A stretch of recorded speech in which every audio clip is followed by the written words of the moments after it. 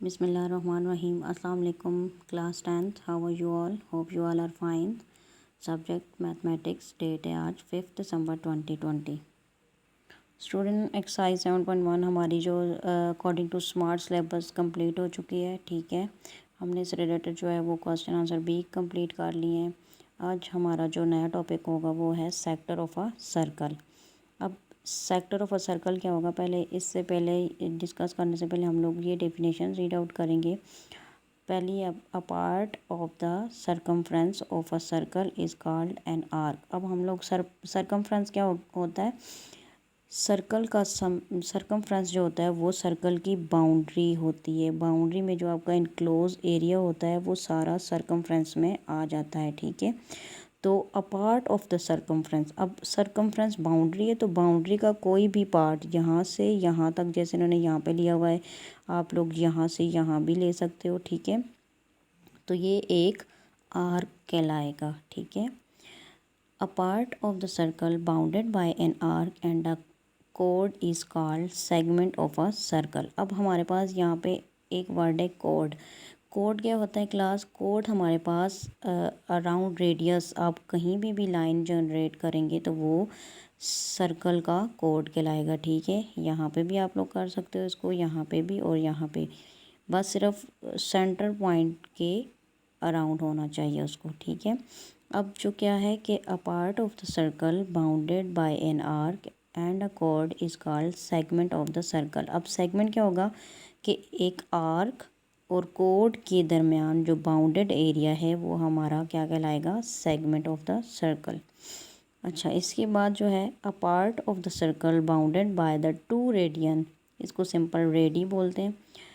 And an arc is called sector of the circle. अब sector क्या है, जो हमारा आज का मेन टॉपिक है. सेक्टर हमारे पास है कि हमारे पास आर्क और टू रेडियन. अब देखें, सेंट्रल पॉइंट से जो बाउंड्री तक का डिफरेंस होता है वो रेडियस होता है ना. तो यहाँ पे देखें, ये सेंटर पॉइंट से यहाँ तक का डिफरेंस एक रेडियस, और ये सेंटर पॉइंट से यहाँ तक का डिफरेंस दूसरा रेडियन. ठीक है, अब दोनों रेडियंस के दरमियान और एक आर के दरमियान जो हमारे पास ये पूरा एरिया कवर हो चुका है वो हमारा क्या कहलाता है, सेक्टर ऑफ द सर्कल.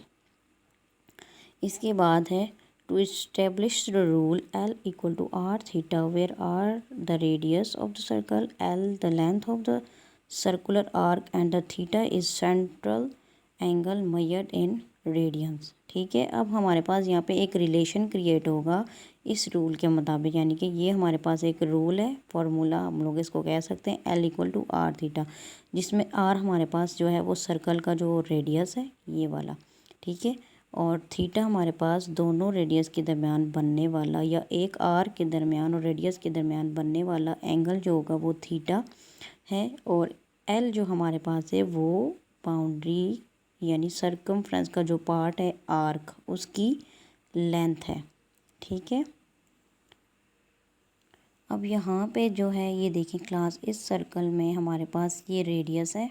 ठीक है, ये भी हमारे पास जो है वो एक आर्क है, ये आर्क है ये वाली जिसकी लेंथ हमें दी हुई है, और ये दूसरा रेडियस. अब इस रेडियस और इस रेडियस के दरमियान बनने वाला जो एंगल है वो थीटा है. यहाँ से जो रिलेशन हमारे पास थ्रू इस जो है वो फिगर के मुताबिक जो बनेगा वो हमारे पास होगा L equal to R theta. अब ये देखें L किसकी इक्वल है, ये पूरी जो है वो बाउंड्री है, ये बाउंड्री हमारे पास किसकी इक्वल है, इस R और थीटा के मल्टीप्लिकेशन के इक्वल है. ठीक है, हमारा जो ओरिजिनल रिलेशन है वो ये है L equal to R theta, लेकिन यहाँ से आप लोग दो फार्मूला और जनरेट कर सकते हैं. ठीक है, जब हमारे पास R जो है वो अननोन हो, यानी आर हमने फाइंड आउट करना हो, तो आर के लिए ये फार्मूला होगा. जब हमारे पास आर्क लेंथ और थीटा मौजूद हो और आर जो है वो हमें फाइंड आउट करना हो तो उसके लिए ये लेंगे. देखें, आर इधर ही रह जाएगा, थीटा इसके साथ मल्टीप्लाई हो रहा है, इक्वल के साइड जाके डिवाइड हो जाएगा, तो एल ओवर थीटा आ जाएगा. इसके बाद जो अगर थीटा हमने फाइंड आउट करना हो, जबकि एल लेंथ और जो उसका रेडियस है वो हमारे पास गिवन होता है, तो थीटा इक्वल आ जाएगा एल ओवर आर के। ये तीनों फार्मूला जो हैं वो आप लोगों ने याद कर लेने हैं, ठीक है। ये हमारे क्वेश्चन में यूज़ होंगे। क्लास आज हम लोग एक्सरसाइज 7.2 स्टार्ट करेंगे। अकॉर्डिंग टू योर सिलेबस आप लोगों का फर्स्ट क्वेश्चन का सेकंड पार्ट जो है वो हम लोग क्लास में करेंगे, ठीक है। इसमें हमारा क्वेश्चन है फाइंड थीटा। अब यहाँ पे हमने थीटा फाइंड आउट करना है, जबकि एल इसका सेकंड पार्ट हम लोग क्लास में करेंगे। एल यहाँ पे 4.5 मीटर और आर इक्वल टू 2.5 मीटर। देखिए क्लास, जिस तरह मैंने आपको बताया है कि जब हमारे पास थीटा अननोन हो जबकि एल और आर जो है वो नोन हो, तो हम लोग ये वाला फार्मूला लगाएंगे। तो हम लोगों ने यहाँ पे as we know L equal to R theta from here, इस दर से मैंने जनरेट किया theta equal to L over R. तो theta equal to 4.5 metre divided by 2.5 metre.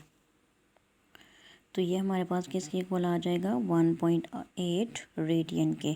अब मीटर मीटर के साथ कैंसिल हो जाएगा, तो थीटा या एंगल हमारे पास या तो हमारे पास डिग्री में आता है या रेडियन में।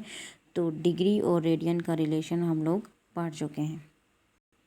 क्लास आपका क्वेश्चन नंबर 6 जो है वो थोड़ा ट्रिकी सा है, वो हम लोग क्लास में कर लेते हैं, ठीक है, जो आपके स्मार्ट सिलेबस के मुताबिक है। What is the circular measure of the angle between the hand of the watch at 3 o'clock। अब वो कह रहे हैं कि सर्कुलर मेजर क्या होगा जब हमारे पास जो वॉच का हैंड होगा वो 3 o'clock यानी कि 3 बज रहे होंगे, तो सर्कुलर ऑफ मेजर क्या होगी।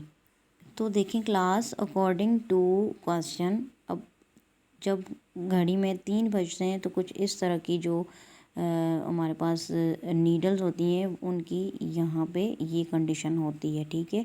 देखें 3 और 12 के ऊपर हमारे पास नीडल्स होती हैं।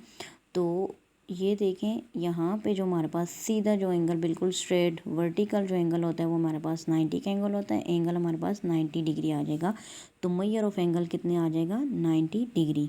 अब 90 डिग्री 1 डिग्री किसके इक्वल होता है, पाई बाय 180 रेडियन के। वो हमने इसकी जगह सब्स्टिट्यूट किया, इसको कैंसिल आउट किया, तो पाई बाय 2 रेडियन यानी कि सर्कुलर मेजर कितना है, हाफ एंगल रेडियन, ठीक है। तो ये आपका आज का क्लास वर्क था। तो आपने होमवर्क में क्या करना है, एक्सरसाइज 7.2 का क्वेश्चन नंबर 3 का first part and question number 5 part, ये आपका होमवर्क है। आपने अटैम्प्ट करना है और इन्हीं क्वेश्चन जो मैंने आपको क्लास में करवाया है उसकी प्रैक्टिस करनी है, ठीक है। ओके, थैंक यू, अल्लाह हाफिज़।